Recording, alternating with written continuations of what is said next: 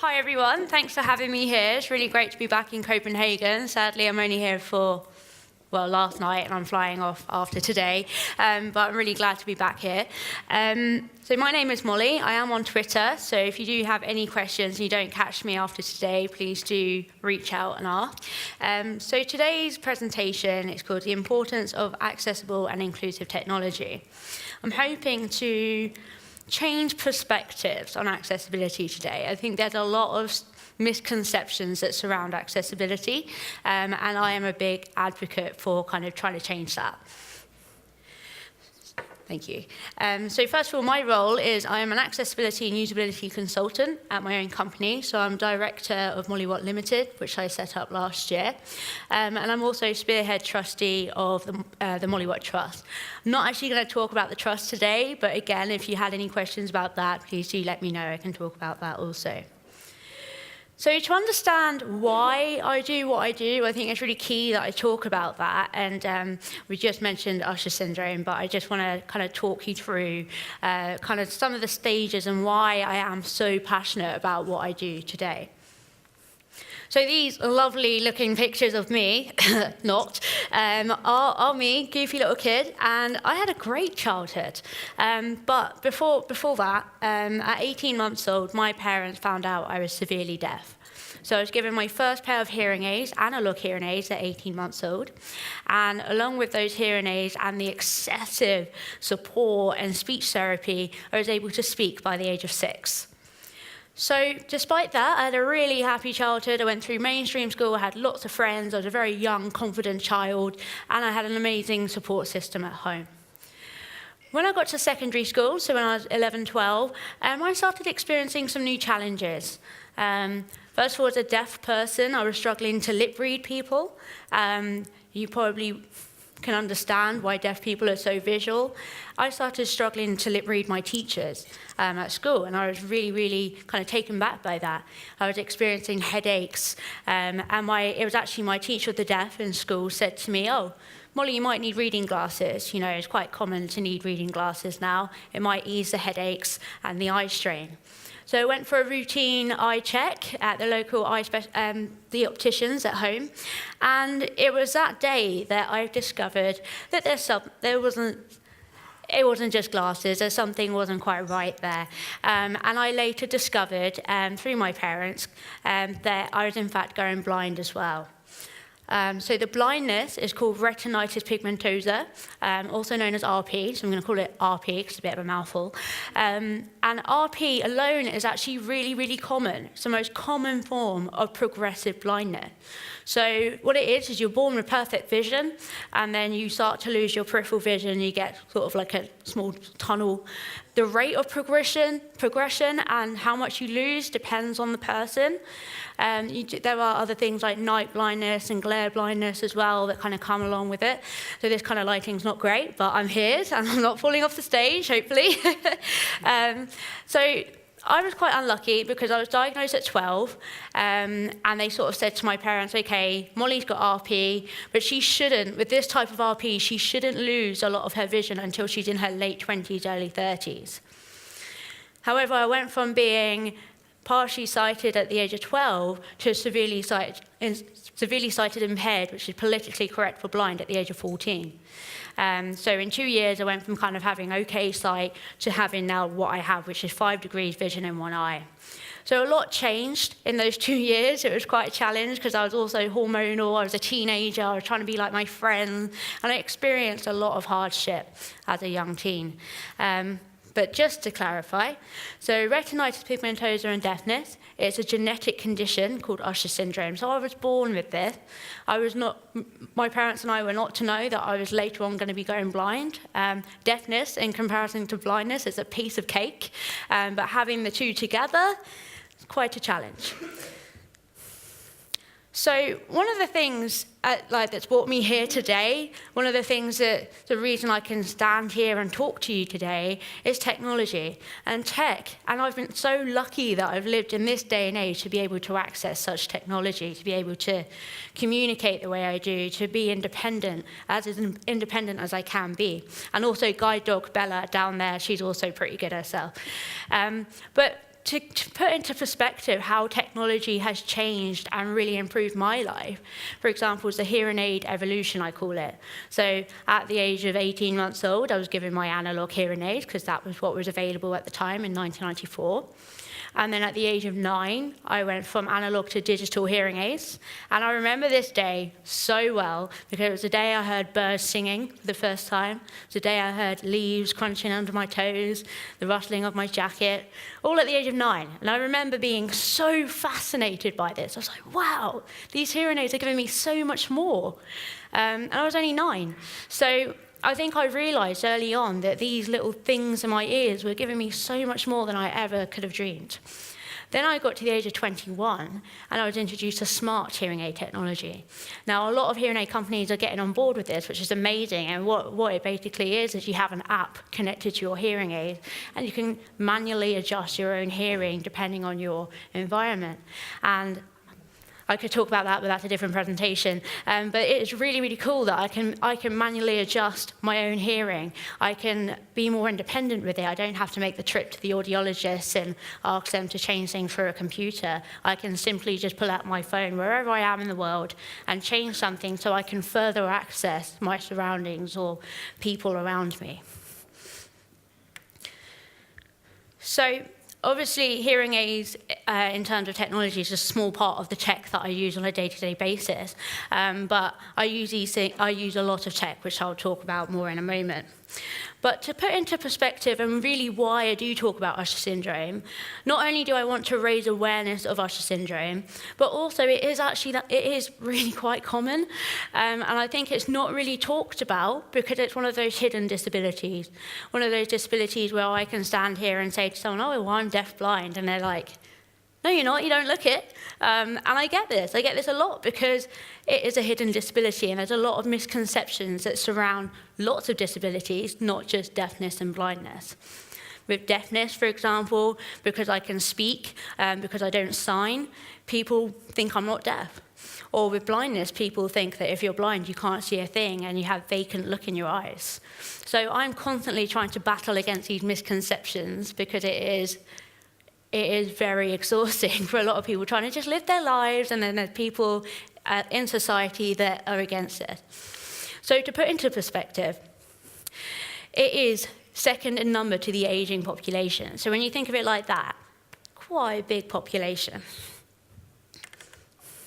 So this little quote I found last year on Twitter, and it's really, really quite key to my life, I really feel, is nobody understands inclusion like those who have been excluded. And it is so, so true. And I really feel that probably nearly all of us have experienced exclusion before, not necessarily thought about it too much, but I'm sure we all have. It could be, being bullied in a classroom, feeling left out, whatever. But unless you've experienced it, and for me, I've experienced it over many, many years, and lots of people like myself, you don't understand how important inclusion actually is. So exclusion, sadly, it is still common, it still happens every day, but one of the things I worry about is that people are excluded and people don't understand why, and it is because it's all about these misconceptions that surround accessibility and disabilities. So people are designing for what they think is accessibility or accessible when it actually isn't. So many people are unaware of what can actually really help. So when we talk about accessibility, a lot of people do think of assistive tech, and I've actually come across people that sort of have this view that if an individual has assistive technology, well, design is not really needed, to be compatible. Well, actually, it is so, so important that things are compatible with these assistive technologies. Now, some of the ones on the outside are probably the more sort of typical assistive technologies that you guys probably think of. So you've got the screen readers, you've got a tech for autism, hearing aids I mentioned, and a brailler. But the bigger box with all the pictures of the Apple products, now I try not to be too biased, but I am biased. I do like Apple. That's what I use. But I think what people overlook is the extent that these products can actually be really, really useful for people like me. So I use on a day-to-day basis, I use a Mac, I use an iPhone, iPad, Apple Watch. I use all of these things with the built-in accessibility. And that makes all the difference, because not only is it mainstream and it's more affordable, yes, it's a little bit expensive, but it's more affordable opposed to assistive tech that is available today for people with disabilities. So it's really key to understand that actually this is worth thinking about. And when we talk about design, it is about being aware of what these products are all capable of doing and working with them opposed to kind of against them. So again, we mentioned WCAG, checklists, things like that. And again, I come across it all the time. And I think it's great as a starting point to kind of be aware of some of the various impairments out there, some of the do's and the don'ts. Really, really great. But I look at this particular page and I cringe. I just think it's so black and white, and it doesn't make sense to me at all. But as I say, good for a starting point. So obviously with hearing, we talk about deafness, vision, we talk about blindness, and motor and cognitive, those most common conditions there. So great, but not that great. I'm going to pull this up again. Nobody understands inclusion like those who have been excluded. And the reason I pulled that up is because people view accessibility as what I previously showed you, more people are being excluded because of the misunderstanding of what we actually need. So assistive technologies available today, and it's really important to understand this, do not fully compensate when online. So screen readers, large text or anything, switches, things like that, they don't fully compensate. They're really, really great to help assist, but they are not full compensation. They are not the cure for these disabilities. So what do I mean by that? Well, to put it simply, hearing aids are not the cure to my deafness. Just because I wear hearing aids doesn't mean that I can hear. I still have to really concentrate to hear, and I still don't hear like you guys do.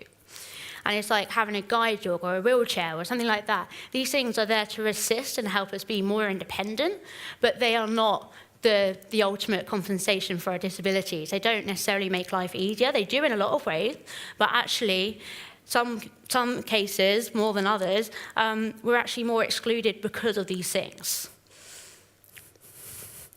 So they provide assistance, but they do not provide everyday solutions. So that's when I start talking about digital and how we can really start to bring people together, talking about inclusion, accessibility, and all of these other things. So accessibility, for the sake of this presentation, I'm using this word, but I have to say I do really avoid using the term accessibility, just because I think a lot of people instantly associate accessibility with disability, and I think that's totally wrong. There's nothing in the dictionary to say that accessibility means disability. Accessibility, if you view it correctly, will help everybody, not just a tiny little minority groups. So what do I mean when I talk about designing for inclusion? So realistically, we are designing for our future. We're designing to include us all in today's, tomorrow, digital society. And I think that's really, really important to take on board from today, at least from my talk, hopefully. So if you cannot empathize with someone like me, going blind, 5 degrees vision, hearing aid, or somebody with motor or cognitive issues, think of yourself. Think of yourself in a few years to come, 30, 40 years' time, and, statistics do tell us most of us will still be alive, which is great, because our aging population is growing, medicine's getting better, we're all living longer, fabulous. But something's going to change, and what is that going to be? So the way we access our lives will be different. I have only got to look at my granddad, who I love very dearly, but I always use him in my presentations. He has very thick glasses. He definitely needs hearing aids. His mobility is so much more restricted than it was 20 years ago. Everything he does is so much slower nowadays. As a family, we actually bought him an iPad a couple of Christmases ago, and he was so opposed to the idea, classic technophobe. And we were like, no, Grandad, this could be really great, because he lives 4 hours away in England from us. And we wanted to be able to improve that communication, get him on board with being kind of online, checking his stocks and shares, all that boring stuff, but so that he could be more independent and be more connected to today's society. And connectivity is huge. So when I look at this page, I think of my granddad. You guys could think about yourself in a few years to come, because I'm sad to say we're all going to get old. It's going to happen to us all. But in terms of vision, you know, your eyesight might start to fail. You might start needing hearing aids. Tinnitus is also really common. Motor, you could just start to get a bit slower, less fit. And then there's some cognitive issues there as well. So, but also in the here and now. So not just long term, but what about now? Temporary and situational accessibility needs. So what about if you turn up to the office and you've forgotten your glasses? How are you going to access your emails? You know, what if you're outside and you're on your phone and it's really bright and you can't see what's on the screen? You know, what if you're trying to communicate with someone and you're in a really busy area and you can't quite access what they're trying to say? Or you're out and about, and it's quite classic, everybody does it. You're on the phone or you're listening to music and something happens around you. You're giving yourself accessibility needs. These are temporary kind of disabilities, if you like, that everybody will experience. In terms of cognitive, I'm sure we've all experienced a hangover. We know what a hangover feels like, right? We feel quite rough and kind of not really with it. Medication, you can be tired, you can be stressed. All of these things that we are actually experiencing on a day-to-day basis that can actually give us a bit of empathy for those who have accessibility needs. So before anything, I always advise designers, developers, people in general, to be aware of the grey areas. So when I talked about the checklist and how black and white they were, I like to migrate that into the grey areas. And actually, if you think about the grey areas, every one of us is in that area. And if you think of it from that perspective, I guarantee you start getting some good ideas. So let's talk inclusion. Let's step away from that misconception, the misconceptions that surround accessibility. Let's view it as more of an inclusion. How can we design to be more inclusive to everybody in this room? So to put that into context, this is an example. So by the age of 40, 1 in 4 of us will need reading glasses, right? And I can't really see much of you, but I'm sure a few of you in here are wearing glasses because it's very common. People do need glasses. Glasses are actually assistive technologies. They are built to go on your face to adjust what you can see so you can further access your reading. So those who wear glasses have got accessibility needs, right? So if that is the case, why are apps, or more apps, not dynamic type enabled? And so for those who don't know about dynamic type, in accessibility, this is using an iOS product. In accessibility settings, you can adjust the accessibility text size so it is larger. I know my parents do it. I do it. I set it up on my granddad's product. More people actually use this than we realise. Yet when you go to download apps, see, it says underneath, it says apps that support dynamic type will adjust to your preferred text size. So that makes sense, right? But why aren't apps all compatible with that? I can pretty much stand here and say 80% of the apps that I have on my phone are not compatible with dynamic type. And so instantly, I'm excluded from those things. And one of those, I can say, LinkedIn, not a good one for dynamic type, really not very good. Great for voiceover, screen readers, because what they've done is they've recognized, okay, we need to design for accessibility, let's make it accessible for the blind. Screen reader friendly, tick. Therefore, it is fully accessible to the blind people. No, it's not. I'm registered blind, I don't use a screen reader. I use large text, pinch zoom, online magnification, and I can guarantee you most people like myself are the same. The blind community in general, so only 3-4% of blind people see nothing at all. All the rest have got some sight, might not be too useful, but they've got some, and if they've got some, they want to fully utilize it as much as they can. And because we do have brilliant technology out there that can really help us further access, but until we get problems like this, the dynamic type isn't enabled on this app, then we're no longer able to access the simple app. Twitter's really good at it, hence why I'm always on Twitter. And it's simple. It's really, really simple. And also, if it was enabled, it would help not just people like myself, but it would help everybody who use large text.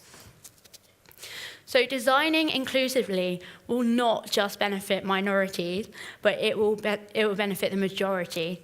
And I really hope I've kind of pressed that into your brains today. And if that's one thing you can take away from my presentation, then brilliant. Thank you.